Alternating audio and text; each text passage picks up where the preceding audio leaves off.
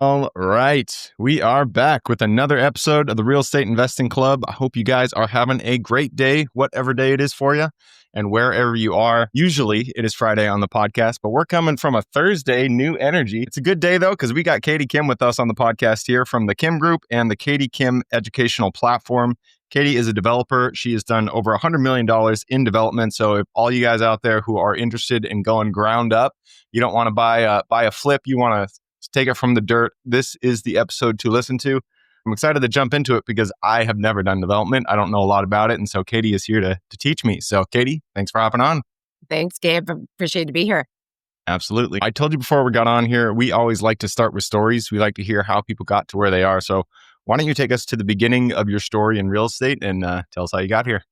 Nice. Well, I love stories because we learn the scars through them and gives us a chance to vet in therapy a little bit. So I grew up in a construction real estate development family. So I like to tease that I was a victim of child labor law, going onto job sites and having to go to like soccer practice and then build walls or, hang shingles or, anything, and really grew up in the family business, but learned how to be like the doer in the business. And then I went and I got my college degree, went for a stint in consulting, went for a startup, and then was kind of looking at how to get back and what I wanted to do next. Really like, what's my passion? What's my mission? And my parents were like, come back and take over the construction company. I'm like, no, I don't want to leave Chicago. I love it. And after my husband and I started talking about it, it's like, yeah, let's learn how to do the development. We had started investing in real estate, and a couple of your other episodes I was listening to, they talk about buy a property a year and just keep going. And that's what I did. As soon as I graduated college, I bought a condo, then I bought another one and another one. And, I was single with, a nice salary and a boyfriend that took me out for, dinner and stuff. So I really didn't have any living expenses besides my condo. And that is one thing I wish I would have kept doing. I stopped a little bit after 5 years, but, in that cycle, learning how to put together the deals was really where I started to get creative. I mean, I had kind of to go back again. I'd done my first deal at 16, where I was basically a front for some structuring on it, but definitely got a little clip for it. And then I realized like you can do deals with no money in if you start to really structure them right, and you can actually get paid to do deals. And after I kind of learned that, if then else type of a setup in deals and developments, and kind of like put everything on the map and then funnel it down, my brain just went crazy. And about what are the opportunities? How do you make an impact? And really, how do you get not only your development to be sustainable, financially viable, but then ripple into the community where you can have additional opportunities? And so I love that. And getting into, as you said, ground up. I love a good urban infill. I love renovating historic buildings and really all things that just really change the game. That's what I like. Nice. I like it. I'm always a little jealous of people who started, their family was in real estate and they got that, growing up, you're swinging a hammer, putting on those helmets. It's always good to hear. Yeah, but I'll tell you one thing, Gabe. When you're in those families, they teach you what to do, not how to do it. So then you have to fight to learn the how. So in essence, they want to keep you as like that free, cheap labor, and you want to learn the deals, right? So there's a pro and a con to it. There you go. I agree. I have a 2.5-year-old daughter right now, and I'm hoping one day I can start teaching her both how and what to do, and she can join the business like you did. But that's a long ways off. Well, wait. Start with her now. We have family and health and wealth meetings with my kids, and so they at like 8 years old created their own personal financial statement. So nice. And they do simple math. I like it. No, yeah, we literally just took her. We own a rental that's really near our own house, and we took her over there, and we were getting it ready, and she met the tenants and all that stuff. So she's well on her way. She's well on her way. But you've mentioned a few things in your intro story. You touched on creative financing a bit, or creative structuring of deals, and that was something I wasn't expecting you to kind of broach on, which is great. So you got into the construction side with your family. You kind of understood how that was working, but it wasn't until after, when you were doing your own deals, that you realized the potential in creatively structuring deals. And you mentioned like the acquisition fee that I'm assuming that's what you're referring to there, getting paid to get the deal done. So tell us a little bit about that. What were some of the aha moments there? Yeah. So I really didn't get into, and I call it creative stacking because I think creative financing has bad blood with it, to be honest, from like the 08, 09. And it's really not the financing part. It's how you stack it and what sources you bring in. And if you know about some of the sources, some people don't. And I left the family business in 2015 and relaunched the Kim Group, which at the time was just doing real estate and property management with a developer for fee service. And where we would be someone's developer, we'd help guide them through the process, taking their business, adding real estate to it, and really enabling them to grow, say, 3 times the size for 1.5 times the debt. And that was kind of that key sauce. So when you talk about, And are these only, yeah, you said you're helping businesses grow. Are these specifically real estate businesses, or are you going to I'm just giving an example, McDonald's, it wouldn't be McDonald's, but a McDonald's, and helping them build their construction side? Or give me a little bit more depth there. yeah. So I'll rewind it for a second. Like the construction side, we would do design, build, lease with an option to buy all the time. And so we worked with consulting companies, office like furniture companies. We had some daycares, restaurants, not necessarily McDonald's, but a couple other franchise like KFC, Subway, Long John Silver's. We worked with a lot of those, as well as financial advisors or people who are looking to start a development company. So we've helped a lot of people really start their development company, leave their W-2 job, whether they're working for a construction company or, they're doing investment on the side, but they just don't know how to make that leap. We help coach them, guide them, and then launch. I mean, really. So it's all realms of the businesses, really. It's if you're looking to level up your business, but you don't want to bring that debt of the growth onto it, and you want to bring real estate into your wealth building portfolio or your strategy, that's where we come into the conversation and really help you think from a strategic standpoint. Interesting. Okay. And this is my own naivety when it comes to, building.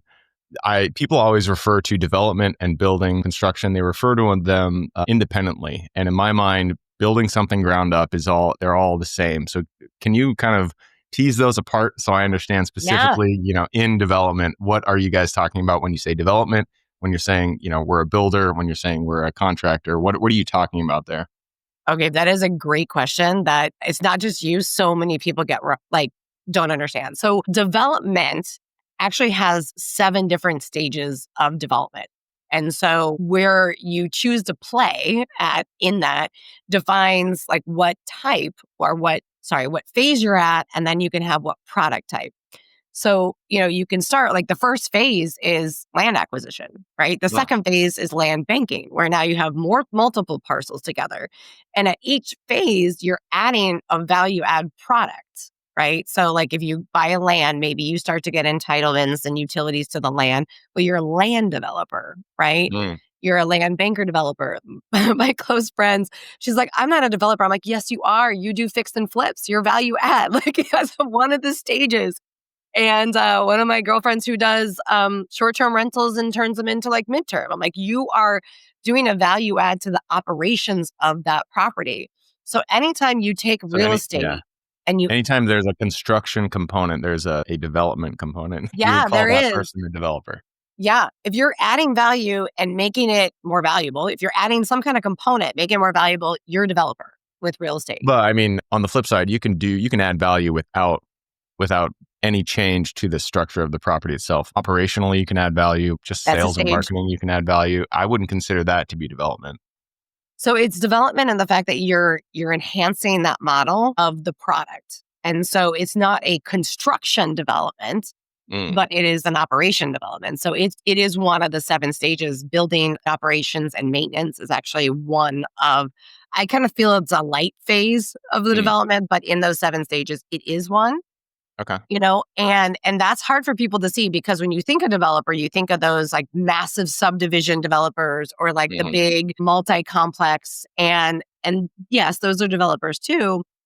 And then when you look at the contractor or the construction part, that could be a general contractor, it could be a subcontractor, it can be somebody that's actually either called like GCs is a general contractor that would oversee the whole project. And sometimes they self-perform and sometimes they don't. Sometimes they're a paper contractor. And then in terms of that, you have to see like somebody could build something and never own it. Like construction companies, a lot of times don't own the real estate. A lot of times they don't own the real estate in the company, which is a strategy, but they just construct for other people. So a developer would be doing it for themselves and or their company. And when we do developer for fee, we do it for someone else. So it's their development. They own it. They own all the decisions. Got it. Interesting. Okay. So you've mentioned multiple times, you said 7 stages of development. Why don't you break that down? It doesn't have to be super in-depth, but just take us through the 7 stages in your mind. How does development kind of play out? Yeah. Okay, so one is it kind of starts from the origin story, right? So you have land, so you acquire land. That's the first one, and then at each stage, I can give you a cool slide to put up here with it. We teach it in the academy. You'd add it with like the entitlements. What are you providing a value? The next is land banking, so you put them all together, right? And then can be like that site development of making it what we call pad ready in terms of that, which means all the utilities are there, ready to go up. And then you have building development, which a lot of people think of development. And really that's the biggest one because you can see it, Construction, yeah. right? And so that's where people relate to it. The other one would be the building operations and management, right? So you're enhancing how it performs. And then you may repurpose it would be the sixth one. So maybe you take hot right now is taking office buildings that are blight and vacant, turning them into multifamily or turning them into a different use, taking the old Kmarts and turning them into self-storage, right? Yeah. And I would call that repositioning. So that you would just call it a repositioning stage of development. Interesting. Yeah. Okay. Because you're adding value, right? You're taking something, you're repurposing it, you're repositioning it, and you're adding it to a better and higher use for where it's at right now.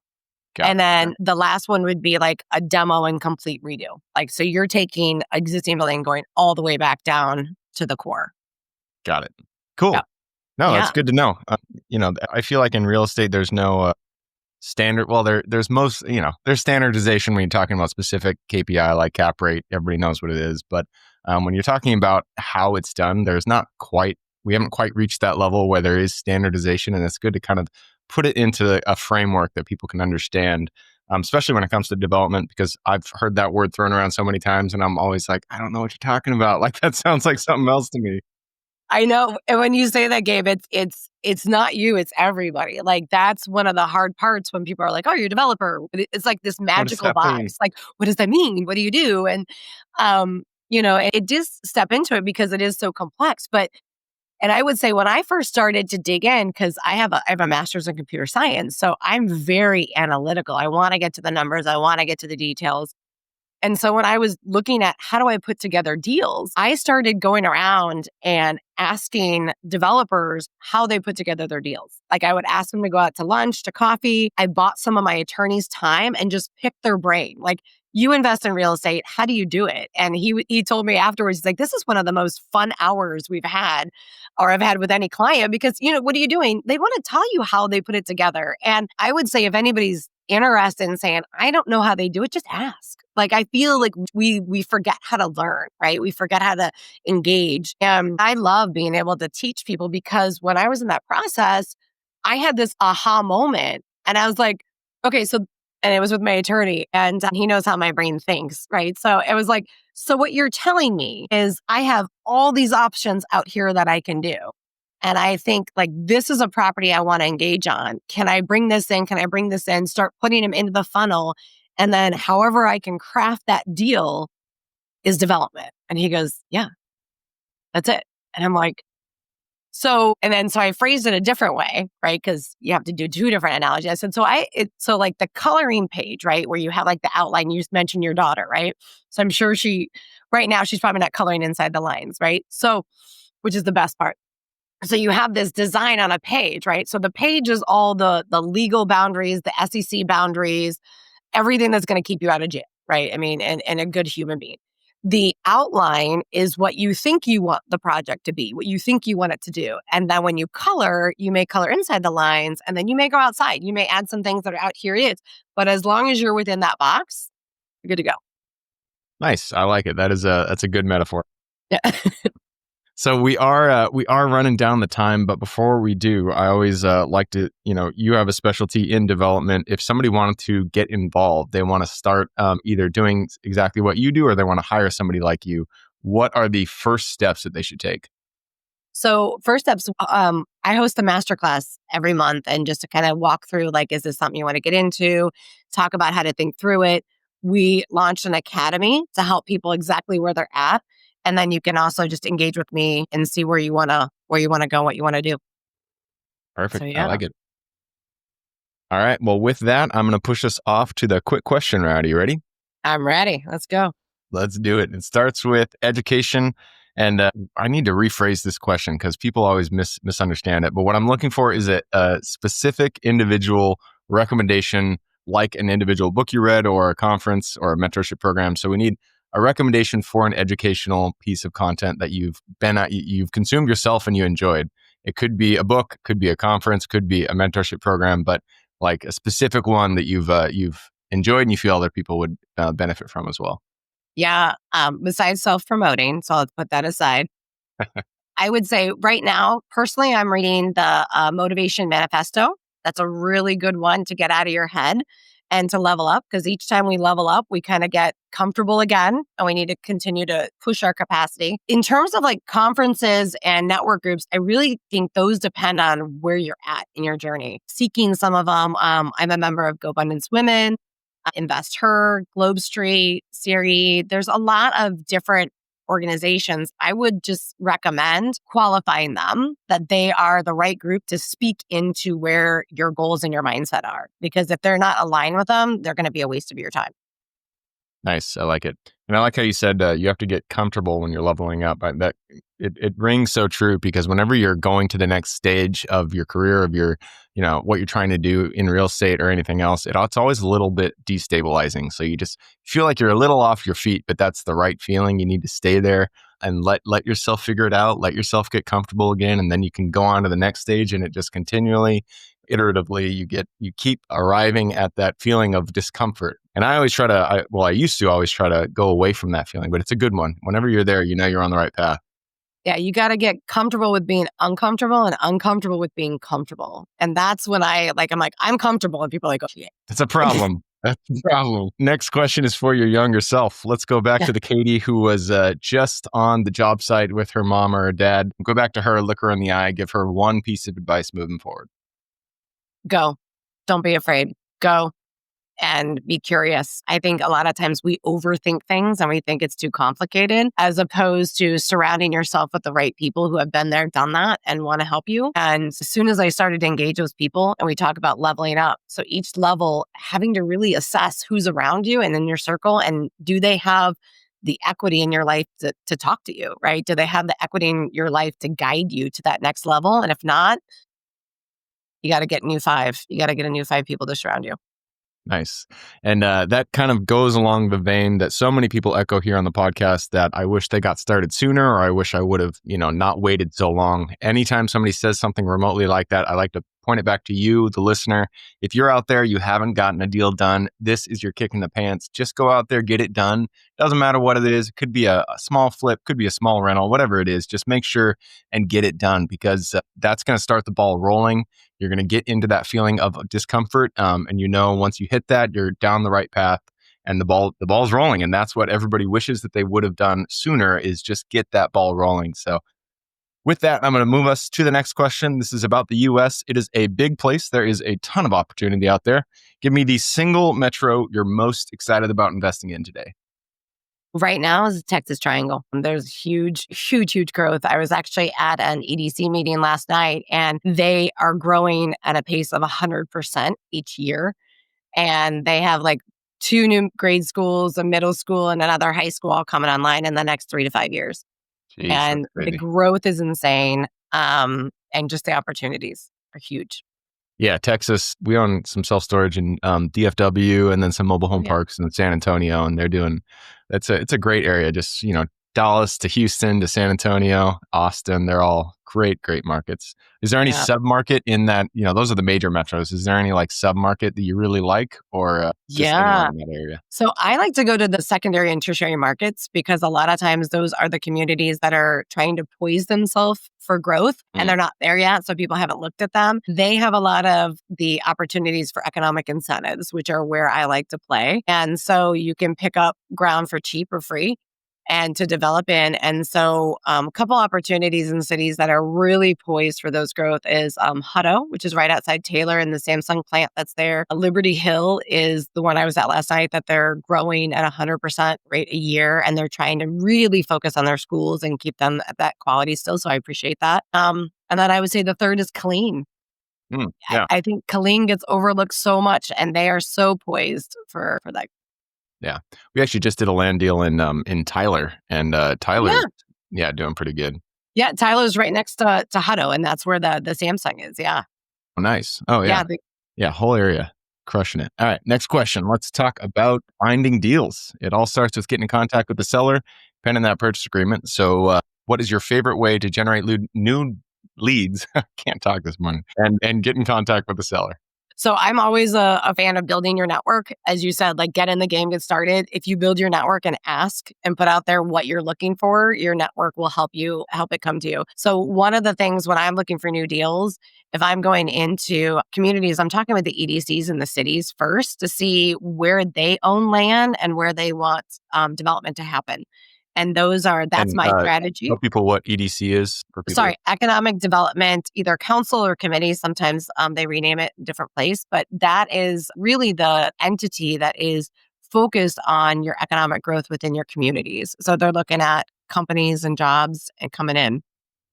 Perfect. All right. Next question is about lessons learned. Not every deal we get into goes the way we expect it. In fact, pretty much every time something's going to go wrong, and that's when we get to learn a lesson. So what was a deal that went a little bit sideways for you guys? And then what was the lesson you pulled from it?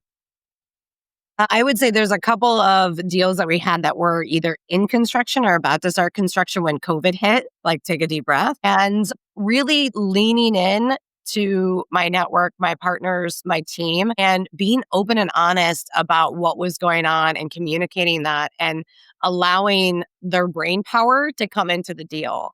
I always tell my team, like, if I'm not listening to your brain, I'm wasting money. And I think that that's a great way to look at your partners when you're bringing them in.